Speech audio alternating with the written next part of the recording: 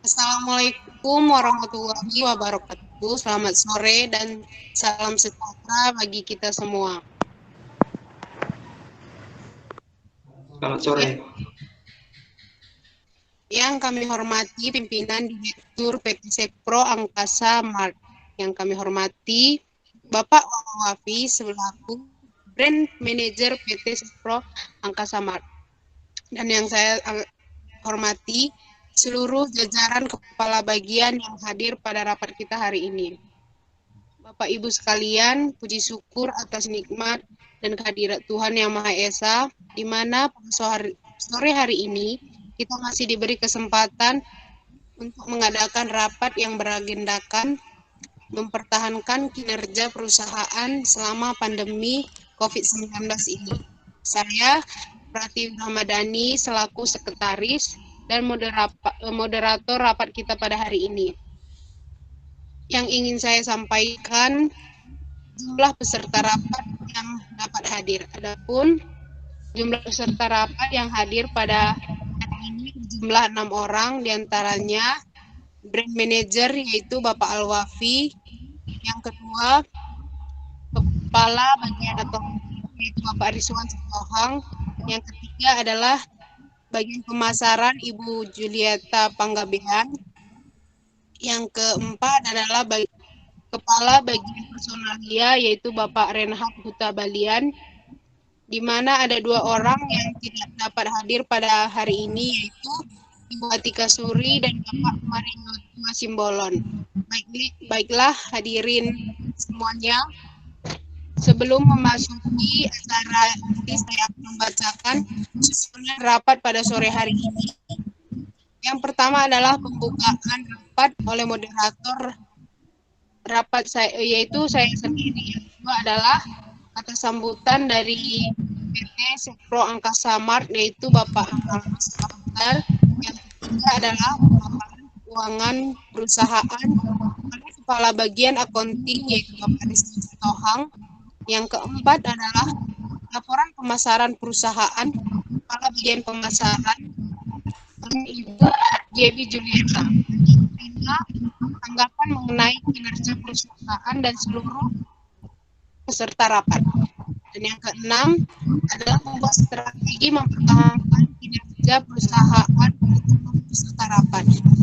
Tujuh adalah sesi Q&A.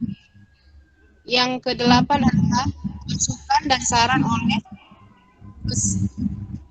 oleh seluruh peserta rapat. Yang kesembilan adalah pembacaan kesimpulan rapat yang akan disampaikan oleh saya sendiri selaku moderator, dan yang 10 adalah penutup. Baiklah, saja masuk pada acara kedua yaitu sambutan dari PT Sepro Angkasa Mart oleh Bapak Ronaldo Sipahutar. Kepada Bapak Ronaldo, waktu dan tempat kami persilakan. Baik, selamat sore untuk kita semua. Sore. Sore, Pak. Sore, Pak. Terima kasih telah memenuhi undangan kami dan hadir tepat waktu sesuai dengan yang kita tentukan. Saudara sekalian, kami undang di tempat ini tidak lain adalah untuk membahas prospek perusahaan kita ke depannya, di mana akhir-akhir ini kita menghadapi apa yang disebut pandemi COVID-19. Di mana kita ketahui pandemi ini sangat berpengaruh terhadap program kerja yang telah kita rencanakan sebelumnya. Yang saya temui adalah kita menghadapi di mana pandemi ini sangat berpengaruh terhadap daya beli konsumen kita. Dampak yang kita hadapi itu seperti menurunnya kuantitas pemasaran perusahaan yang telah kita rencanakan. Untuk itu, saya harapkan kepada setiap jajaran untuk memberikan hati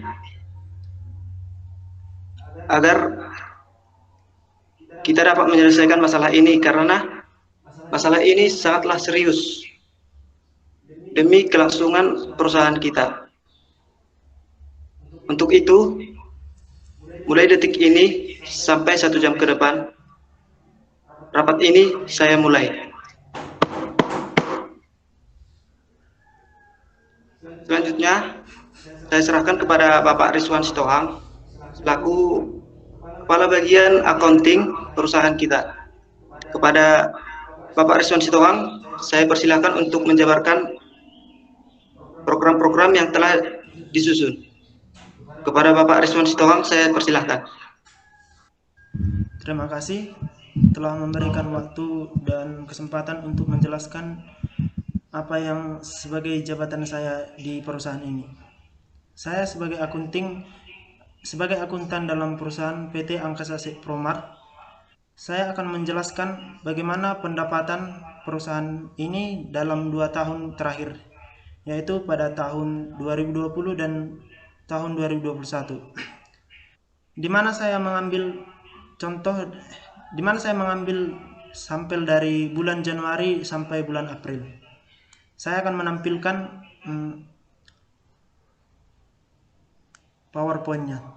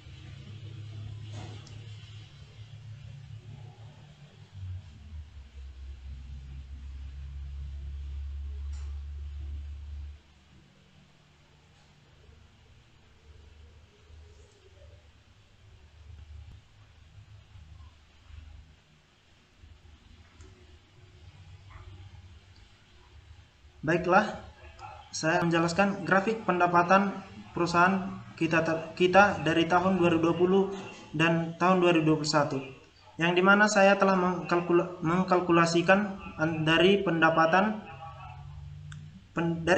penjualan dan beban-beban perusahaan, contohnya beban gaji pada karyawan.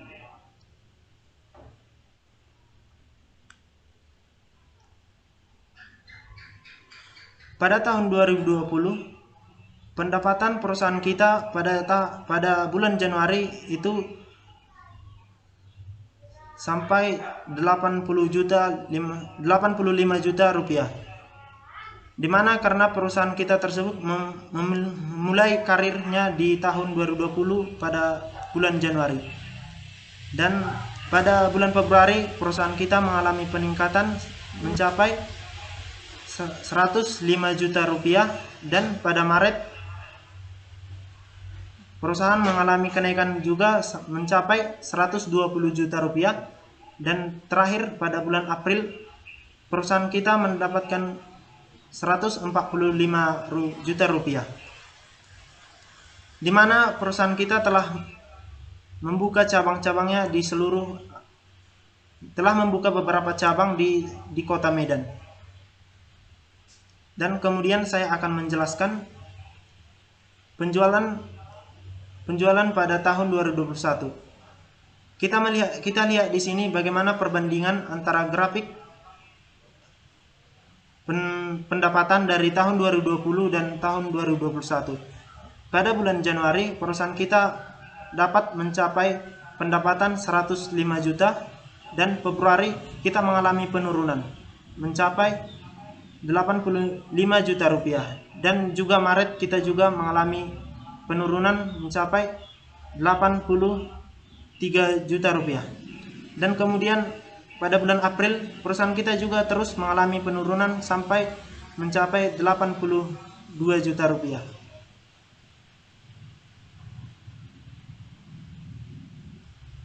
Demikianlah dari presentasi saya bagaimana pendapatan dari perusahaan kita. Kembali ke direktur. Baik, terima kasih untuk Bapak Rizwan Sitohang. kita telah menyaksikan bersama apa yang telah dipaparkan oleh Bapak Rizwan Sitohang, yang kita lihat bahwa kita mengalami banyak penurunan dalam kuantitas pendapatan selama 2 tahun terakhir. Untuk itu, saya serahkan kepada Ibu Gebi Julieta untuk memaparkan bagaimana kinerja perusahaan kita selama 2 tahun terakhir ini. Kepada Ibu Gebi Julieta, saya persilahkan.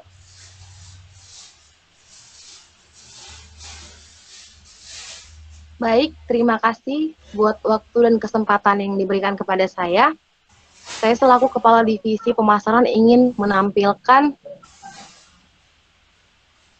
materi presentasi yang akan saya bagikan kepada para anggota rapat pada hari ini. Menambahi materi yang telah disampaikan oleh Bapak Rizwan Sitohang selaku Kepala Accounting perusahaan kita, di mana keuangan perusahaan kita benar-benar menurun pada tahun 2021. Dikarenakan juga faktor COVID-19 yang sangat merajalela, sehingga faktor produksi di perusahaan kita pun benar-benar menurun drastis. Di mana perusahaan kita ini sebenarnya itu sangat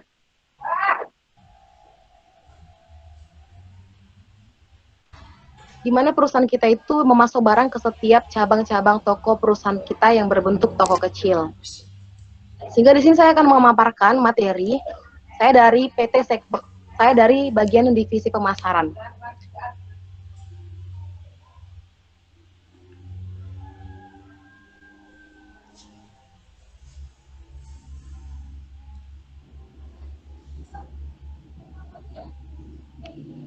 Saya akan memaparkan tentang rencana pemasaran, yaitu ada ruang lingkup pemasaran. Yang pertama ada tentang where have we been, yang kedua ada where do we want to go, dan yang ketiga ada how do we get there. Yang pertama saya akan menjelaskan where have we been, di mana itu maksudnya adalah kemana saja kita, maksudnya kemana saja kita memasarkan produk kita. Kita punya berbagai macam cabang, kita harus menentukan bagaimana dan berapa kuantitas yang akan disebarkan ke setiap toko kecil kita. Yang kedua ada where do we want to go, artinya adalah kemana kita mau pergi. Maksudnya kemana kita mau pergi, tujuan kita untuk selling atau jual setiap produk kita. Yang ketiga ada how do we get there, gimana caranya kita mencapai untuk kedua poin yang penting itu, yaitu where have we been, where do we want to go. Jadi kita harus punya trik bagaimana untuk kita mencapai dua poin penting ini. Di mana marketing plan merupakan bagian dari business plan. Intinya itu ada 4 poin. Yang pertama, analisa situasi lingkungan dan peluang pasar. Yang kedua ada mengembangkan sasaran pasar. Yang ketiga menetapkan strategi pemasaran. Yang keempat ada menciptakan taktik atau tindakan pelaksanaan.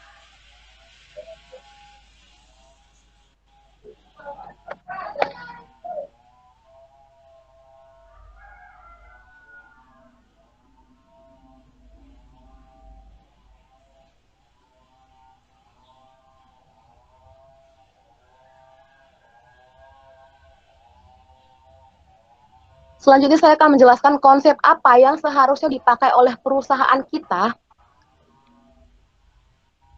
Itu ada konsep AIDA plus S. Yang pertama A itu adalah attention, I itu adalah interest, yang D itu adalah desire, A action, S dan S itu adalah satisfaction. Pertama saya akan menjelaskan tentang attention. Apa sih yang dimaksud dengan attention? Attention itu dalam bahasa Indonesia adalah perhatian. Iya kan? Kita harus menciptakan perhatian terhadap suatu produk sehingga para konsumen dapat tertarik melihat produk tersebut. Di mana ini adalah bagian penting untuk menciptakan kesan pertama pada konsumen. Kemudian akan menciptakan reaksi-reaksi selanjutnya. Yang I, ada interest. Interest itu artinya adalah suatu ketertarikan. Dia tertarik. Pada tahap ini, konsumen akan merasa tertarik dengan satu produk yang telah dia lihat sebelumnya pada bagian attention yang sudah dia perhatikan sebelumnya. Selanjutnya ada desire. Desire itu adalah keinginan. Setelah seorang konsumen melihat tertarik, dia pasti punya keinginan. Nah, setelah dia merasa itu pas untuk dia mempunyai keinginan untuk membeli. Lalu ada A, action. Action itu artinya adalah sebuah tindakan. Di mana setelah seseorang memiliki keinginan untuk membeli, pasti dia bertindak untuk membeli produk yang telah dia incar selama ini. Dari kesan pertamanya itu dari attention. Yang S ada satisfaction. Satisfaction itu adalah sebuah bentuk kepuasan. Di mana setelah seseorang melihat, lalu tertarik, lalu dia memiliki keinginan untuk membeli, lalu dia punya action, punya tindakan untuk membeli, maka dia akan mempunyai kepuasan tersendiri setelah dia membeli barang yang telah dia lihat pada tahap pertama tadi. Jadi apa yang dia pilih, dia beli, kalau itu cocok dengan dia, itu akan menciptakan suatu kepuasan.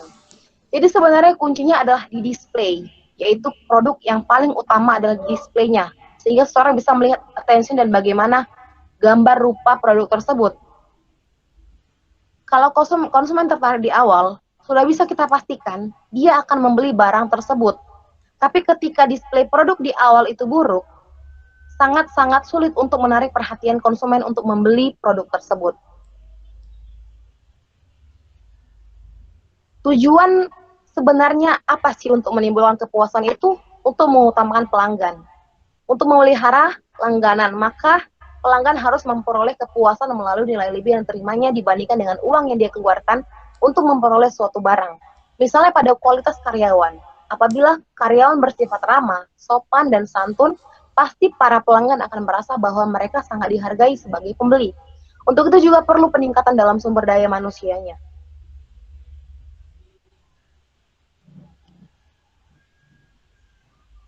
Selanjutnya, apa sih strategi pemasaran yang baik untuk meningkatkan omset perusahaan kita?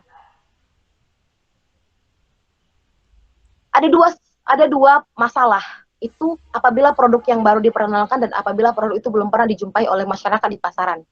Apabila produk baru diperkenalkan, misalnya nih ada sebuah pulpen, ini baru dan belum pernah diluncurkan di perusahaan. Bagaimana sih caranya? Yaitu dengan berusaha selalu memperbaiki penampilan produknya, karena produk sangat penting di bagian sebelumnya untuk menciptakan perhatian dan ketertarikan pada konsumen. Yang kedua adalah menyebarkan banyaknya barang ke setiap toko cabang. Jadi harus disuplai terus ke setiap barang dalam jumlah yang banyak. Dengan itu akan memancing konsumen untuk membeli, sehingga bakalan tercipta memori di ingatan konsumen bahwa barang itu sudah ada di pasaran. Lalu yang ketiga adalah melakukan sell out, itu penjualan sebanyak-banyaknya, mau ke cabang ataupun keluar cabang juga. Lalu bagaimana jika produk sudah dikenal terlebih dahulu oleh masyarakat? Maka yang pertama adalah selalu memperbaiki mutu produk tersebut. Mutunya. Jangan yang lain-lain kita perbaiki, karena ini sudah dikenal masyarakat. Masyarakat sudah tahu bagaimana rasanya, bagaimana bentuknya, sehingga mutunya harus lebih ditingkatkan lagi. Yang kedua adalah mempertimbangkan strategi yang tepat untuk menurunkan barang yang harganya tinggi. Kadang kan ada barang yang harganya tinggi, sehingga orang-orang sangat sulit untuk membelinya. Jadi harus ada ketepatan dalam menghitung pengeluaran, pemasukan, dan keuntungan, sehingga kita perusahaan bisa menurunkan harga tersebut, agar produk yang baru masuk tidak menenggelamkan produk yang sudah lama. Kegiatan promosi yang akan kita lakukan, itu ada cashback. Bagaimana sih bentuk cashback itu sebenarnya? Cashback itu merupakan contoh promosi yang berupa presentasi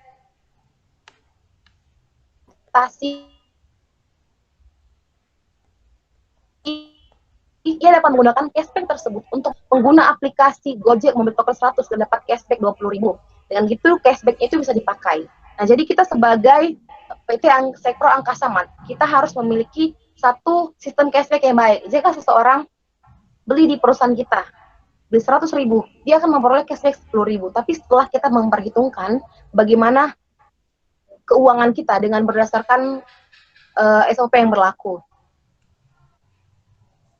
Lalu ada diskon. Diskon itu sudah biasa kita dengar. Itu adalah potongan harga agar relasi bisnis kita, para perusahaan dengan konsumen itu tetap berjalan dengan baik. Misalnya itu adalah menarik pelanggan baru. Kita harus bisa berusaha mencari pelanggan baru, jangan pelanggan lama saja.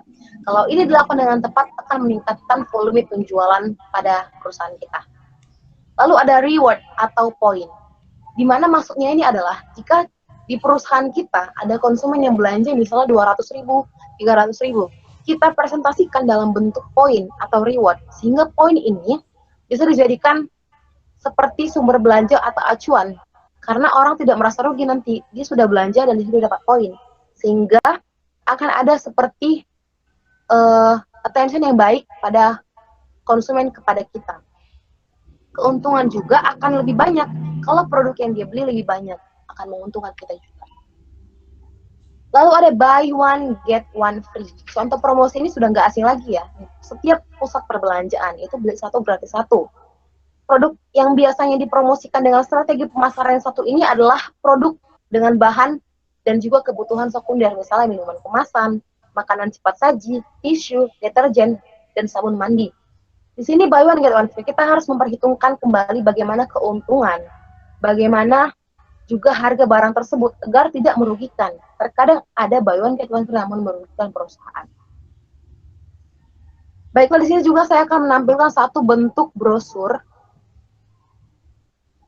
Ini adalah satu bentuk brosur contohnya untuk kita sebarkan ke setiap orang-orang.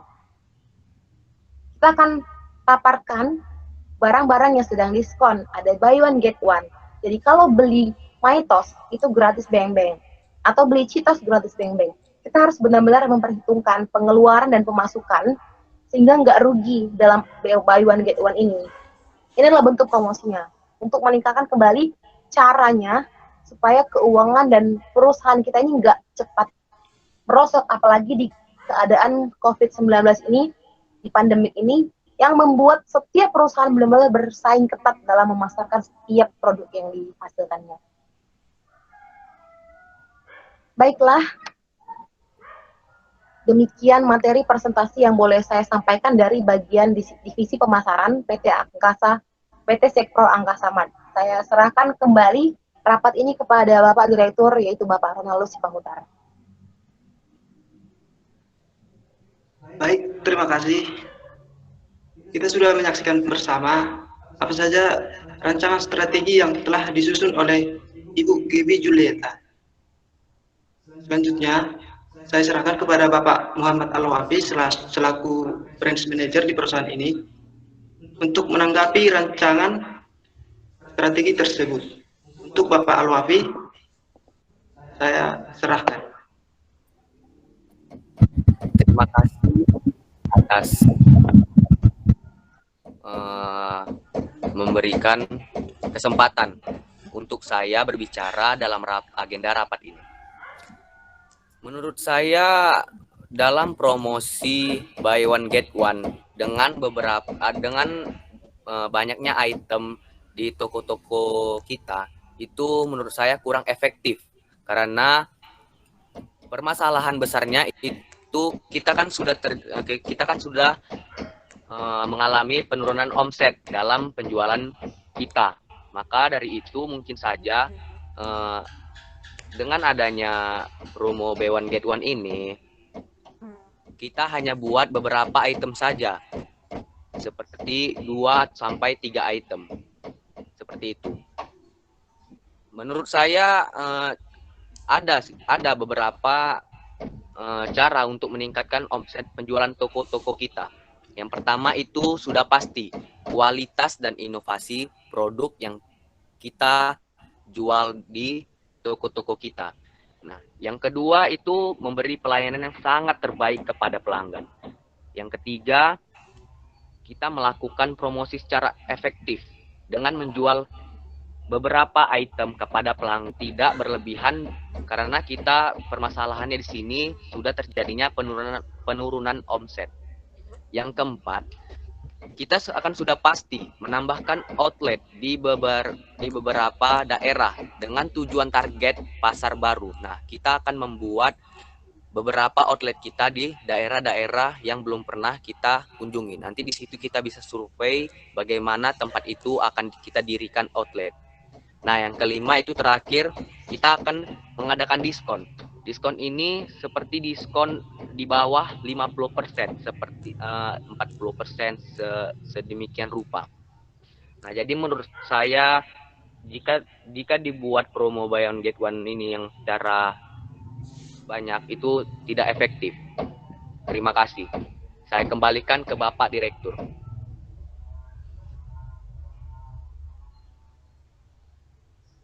Baik, terima kasih. Bapak Alwafi selaku branch manager menanggapi bahwa promo buy one get one itu sangat tidak efektif. Beliau memaparkan alternatif lain yang telah dirancang oleh beliau. Itu, apakah ada sanggahan untuk hal tersebut? Saya persilakan. Ya, terima kasih kepada Bapak Direktur yang telah memberikan kesempatan kepada saya ingin berkomentar dan mengkritik sedikit tentang pendapat Bapak Alwafi. Ya, di sini saya setuju penerapan promo buy one get one itu sangat efektif karena seperti yang dijelaskan Ibu Gaby tadi, adanya rasa keinginan dan kemauan konsumen pada saat ingin membeli. Pada saat pembeli, adanya rasa pandangan pertama pada produk yang ingin kita beli. Produk tersebut sangat ingin tertarik oleh konsumen. Jadi dengan adanya penerapan promo buy one get one akan meningkatkan kemauan dan gairah pembeli pada saat melihat produk. Jadi ada pandangan pertama pada produk tersebut. Jadi pada saat pembeli datang ke toko, mereka ingin membelanja, mereka melihat, wah ada promo nih, ada buy one get one. Jadi ada rasa kemauan tersendiri dari dalam diri customer untuk membeli dan melihat apa itu produknya gitu. Jadi kita lihat permasalahannya itu menurunnya omset penjualan. Jadi dari permasalahan itu kita mempunyai solusi dari penurunan omset tersebut, yaitu dengan meningkatkan omset penjualan melalui penerapan promo buy one get one. Seperti itu. Terima kasih.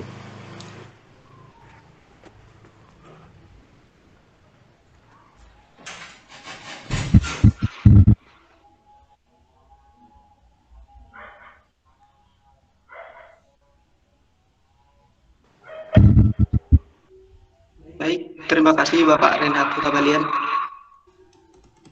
Kita melihat bahwa Bapak Renhat menanggapi balik apa yang ditanggapi oleh Bapak Muhammad Alwafi bahwa promo buy one get one itu efektif.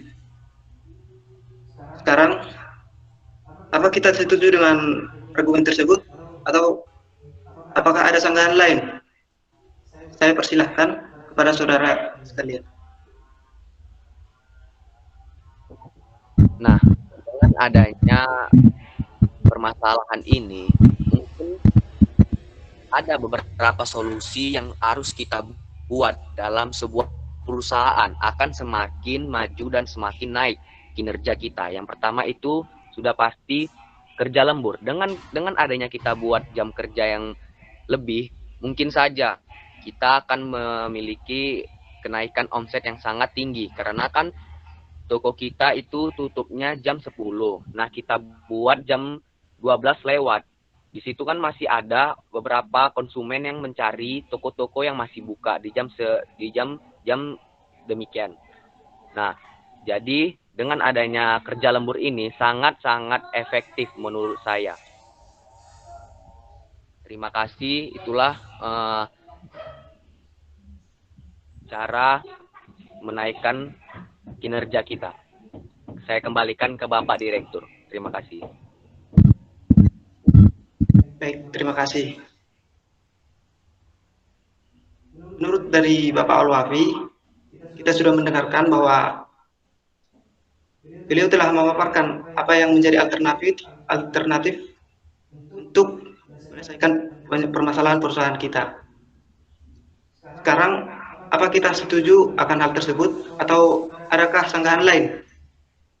Saya persilakan kepada saudara sekalian. Ya, terima kasih kepada Bapak Ramli yang telah memberikan kesempatan kembali kepada saya.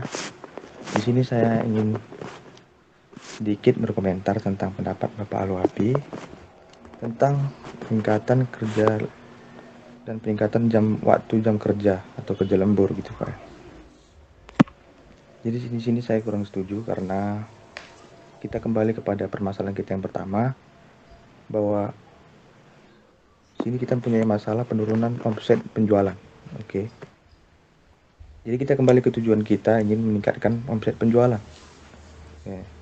Apakah dengan penerapan dan penambahan jam kerja pada karyawan akan meningkatkan omset penjualan? Kita tahu bahwa tujuan datang pembeli ke toko kita untuk melihat barang, bukan untuk melihat karyawan-karyawan kita. Jadi walaupun sampai jam larut pagi karyawan kita bekerja, jika tidak ada seorang pembeli yang tertarik dengan produk kita, ya toko kita akan kosong, akan sepi gitu. Jadi menurut saya kita kembali ke produk kita, bagaimana cara untuk meningkatkan pembeli, cara untuk meningkatkan konsumen, customer. Oh ya, saya satu lagi ada strategi khusus dalam penerapan promo buy one get one. Itu dengan harga 2 produk yang dibeli atau membeli satu produk mendapatkan satu produk lagi, ya kan? Itu definisi dari promo buy one get one. Yang menurut saya supaya kita tidak rugi atau mengalami kerugian, kita menggunakan strategi untuk membeli satu produk, dapatkan satu produk, itu dengan menerapkan harga yang sama. Jadi kita beli satu produk tambah satu produk, kan 2 produk jadinya kan. Jadi kita ingin menerapkan harga yang sama. Jadi untuk membeli 2 produk itu dengan harga yang sama. Gitu. Jadi sama aja gitu, kita beli 2 produk dengan harga yang sama gitu. Itu menurut saya. Terima kasih. Saya kembalikan kepada Bapak Direktur.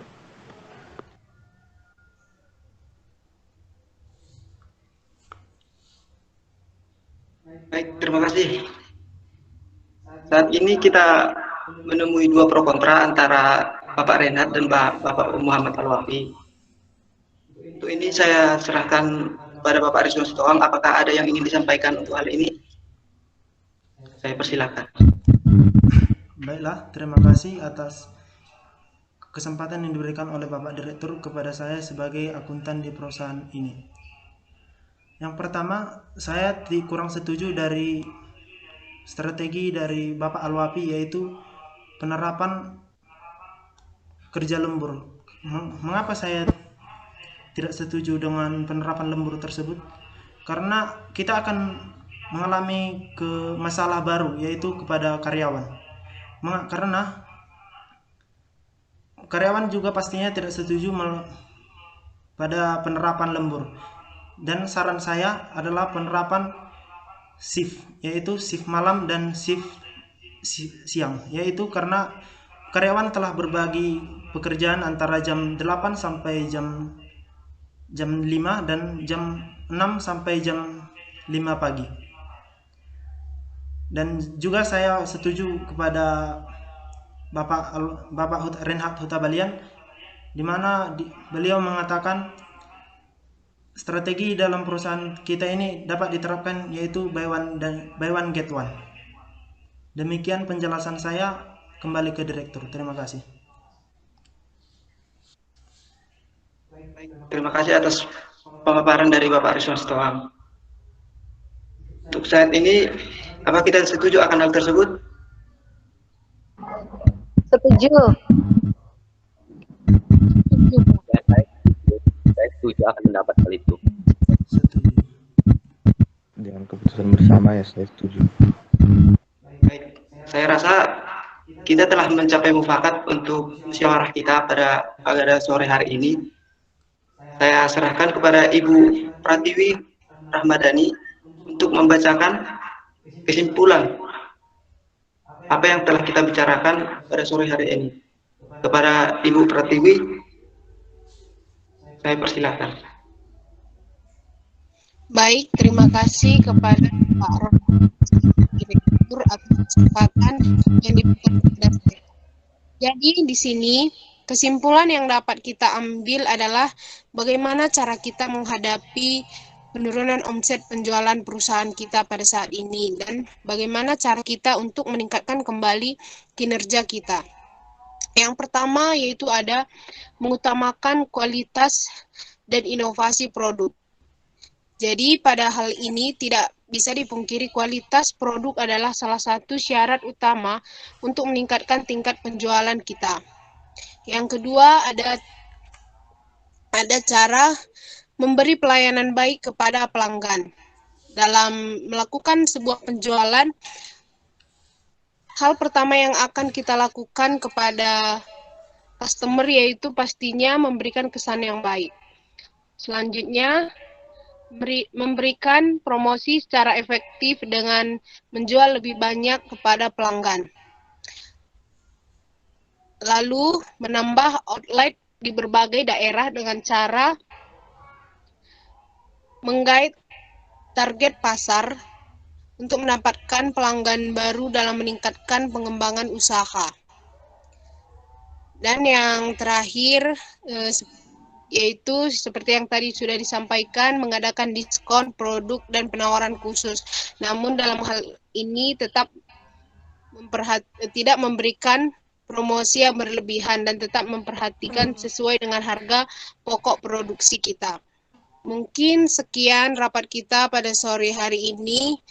Semoga kedepannya kita semua bisa meningkatkan kinerja kita masing-masing guna memajukan perusahaan kita. Mungkin sekian, terima kasih untuk kita semua, dan selamat sore. Baik. Saya rasa rapat kita untuk hari ini sudah selesai. Saya harapkan segala program kerja yang telah kita sepakati pada hari ini dapat kita aplikasikan di hari esok dengan baik. Dan saya harapkan juga kepada setiap kepala bagian memberikan informasi yang efektif kepada anggota-anggotanya untuk dapat mengaplikasikan program kerja ini. Untuk itu, rapat ini saya tutup. Terima kasih.